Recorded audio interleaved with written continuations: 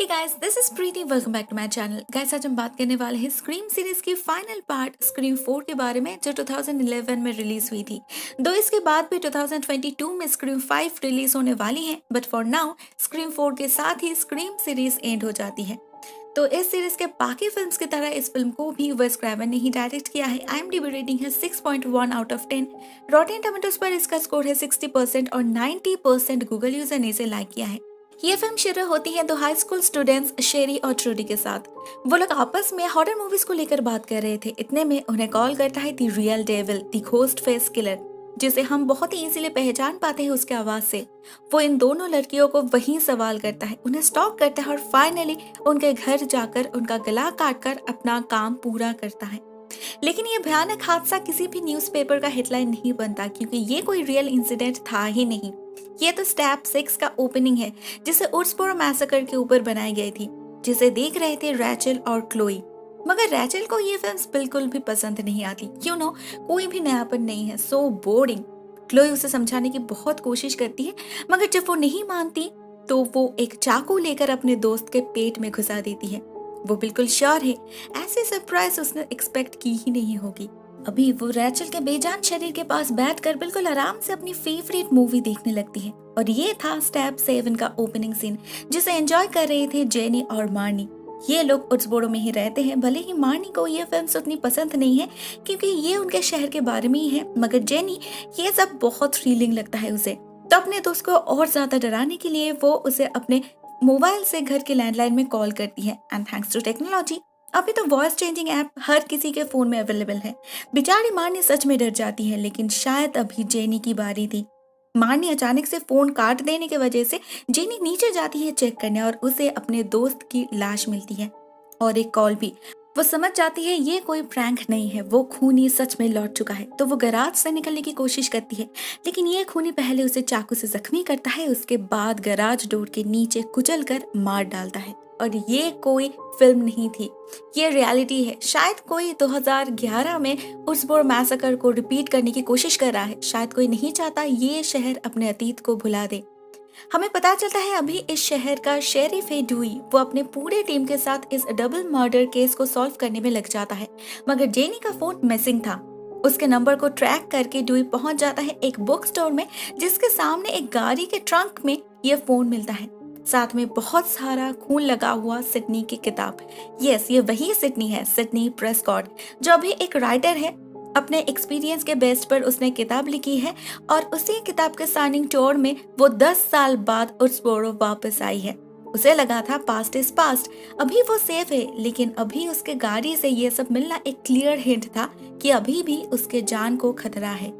वो बेचारी अपने जख्म को छुपाने की कोशिश कर रही थी। ऊपर से लोग उसे टॉन्ट करने लगे थे, सभी उसे एंजल ऑफ डेथ कहने लगे थे। सभी का मानना था वो जहाँ भी जाती है लोग मरते हैं, उसका यहाँ पर आना अपशगुन है। सिडनी खुद भी बहुत परेशान है। ड्यूई उसे हर तरह की प्रोटेक्शन देने की कोशिश करता है। उसके घर के सामने तो पुलिस ऑफिसर्स हर वक्त मौजूद रहेंगे, मगर सभी को पता है ये एनफ नहीं है।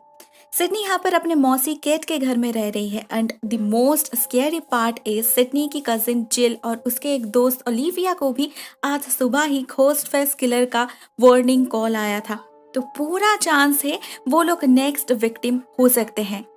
सिडनी अपने कजिन जिल का एक्स्ट्रा केयर ले रही है, मगर अनहोनी को कौन रोक सकता है। जब जिल अपने बेस्ट फ्रेंड किर्बी के साथ अपने कमरे में टीवी देख रही थी, उसे फोन आता है घोस्ट फेस किलर का, जो उन्हें धमकी देता है कि वो अलमारी में छुपा हुआ है, कभी भी उन पर हमला कर सकता है।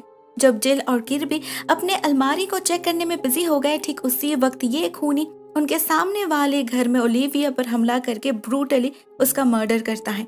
सिडनी उसे बचाने उसके घर जा पहुंचती है, मगर तब तक वो खूनी ओलिविया का शरीर चीर फाड़ के गायब हो चुका था। लेकिन जैसे ही वहां जिल जा पहुंचती है, ये खूनी उस पर झपट पड़ता है। थैंकफुली सिडनी अपनी बहन को बचा लेती है, मगर ये खूनी फिर से एक बार भाग चुका था। और इतना कुछ हो जाने के बाद पुलिस यहाँ पर आ पहुंचती है। असल में ये खूनी बहुत ही चालाकी से उन्हें दूसरी तरफ भेज दिया था। तो ड्यूई इस बार भी कुछ नहीं कर पाया। लेकिन अभी जब पास्ट फिर से एक बार रिपीट हो रही है, तो गेल कैसे चुप बैठ सकती है। ऊपर से वो अभी इसी शहर में है, तो वो भी अपने पुराने अवतार में वापस आ जाती है। भले ही वो अभी कोई स्टार रिपोर्टर नहीं है, भले ही उसका पति ड्यूई उसे हेल्प करने से मना कर दिया था, लेकिन वो अपने तरीके से इन्वेस्टिगेट करना जानती है। वो दो स्टूडेंट्स चार्ली और रॉबी को कांटेक्ट करती है जो उसी उर्सबोरो हाई स्कूल में पढ़ते हैं। ये लोग एक सिनेमा क्लब चलाते हैं और रॉबी ऑलवेज अपने साथ एक हाई टेक कैमरा रखता है जिससे वो 24/7 रिकॉर्ड कर सकता है।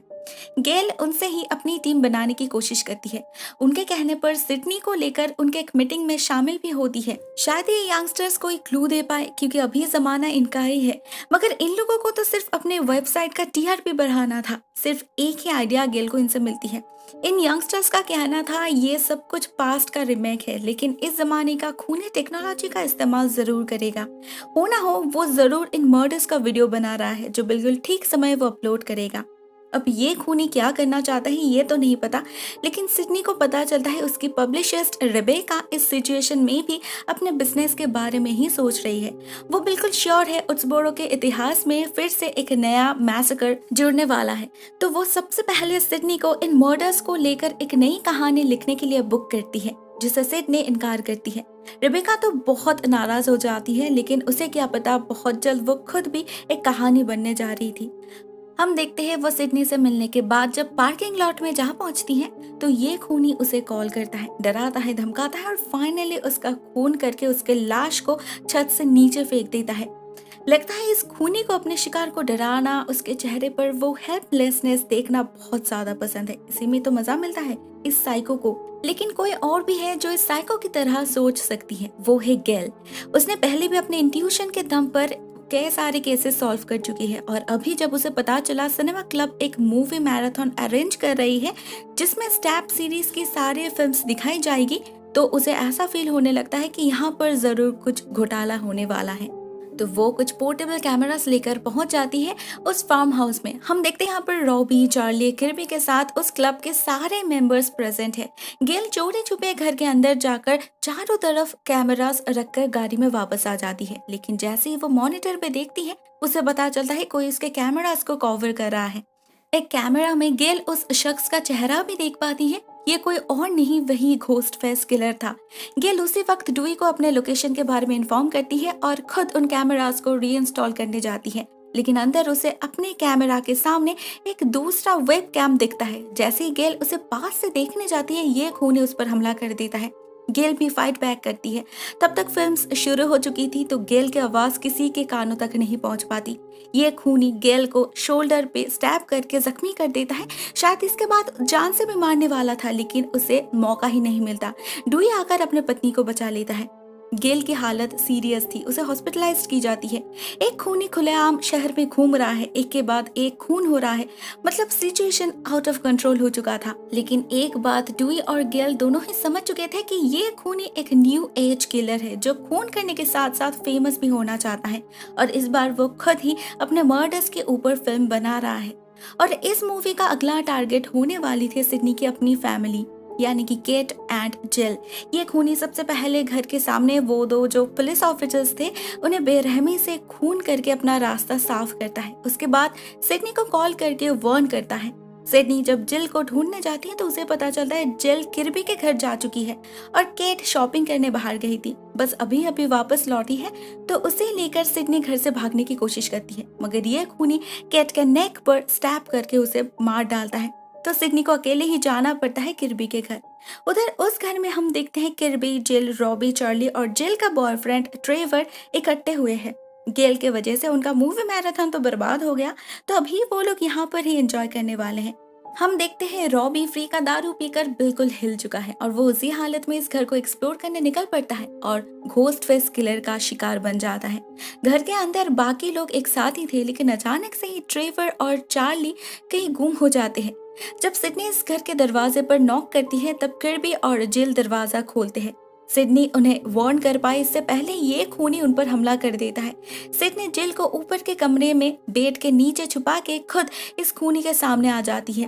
उसे ललचाकर रूफ टॉप पे जा पहुंचती है और बहुत ही चालाकी से उससे पीछा छुड़ाकर फिर से घर के अंदर जा पहुंचती है। अंदर उसे किर्बी मिलती है जो उसे लेकर घर के पीछे की तरफ एक कमरे में जा पहुंचती है। वहां सिडनी डुई को कॉल करती है, इस घर का एड्रेस देती है और जल्द से जल्द पहुंचने के लिए कहती है। लेकिन ये खूनी भी बहुत चालाक है। वो चार्ली का हाथ पैर मुंह बांधकर उसे बेट की तरह यूज करने लगता है। उसे बलि का बकरा बनाकर वो किर्बी को कॉल करता है और उससे हॉरर मूवीज के बारे में सवाल पूछने लगता है। अगर उसने सही जवाब दिया तो चार्ली बच जाएगा, नहीं तो उसका अंजाम बहुत ही भयानक हो सकता है। फॉर्चुनेटली किर्बी सही जवाब देती है तो वो खूनी और कुछ नहीं कहता, तो उन्हें लगता है खूनी जा चुका है। सिडनी जाती है अपनी बहन को बचाने और किर्बी जाती है चार्ली को फ्री करने। और यहाँ पे ही इस फिल्म का असली क्लाइमैक्स रिवील होता है। जैसे ही चार्ली फ्री हो जाता है वो चाकू से किर्बी को स्टैब कर देता है, मतलब ही इज द किलर। लेकिन वो अकेले नहीं, शायद उसका साथ और भी कोई दे रहा है जो सिडनी पर घोस्ट कॉस्ट्यूम में हमला कर देता है। सिडनी जख्मी हालत में तड़पने लगती है, तब जाके ये किलर अपना मास्क हटाता है और हम देखते हैं चार्ली का पार्टनर है जिल। वो ये सब नाटक कर रही थी, लोगों को मार रही थी, उनकी वीडियो रिकॉर्ड कर रही थी सिर्फ और सिर्फ फेमस बनने के लिए, क्योंकि उसे सिडनी बनना था।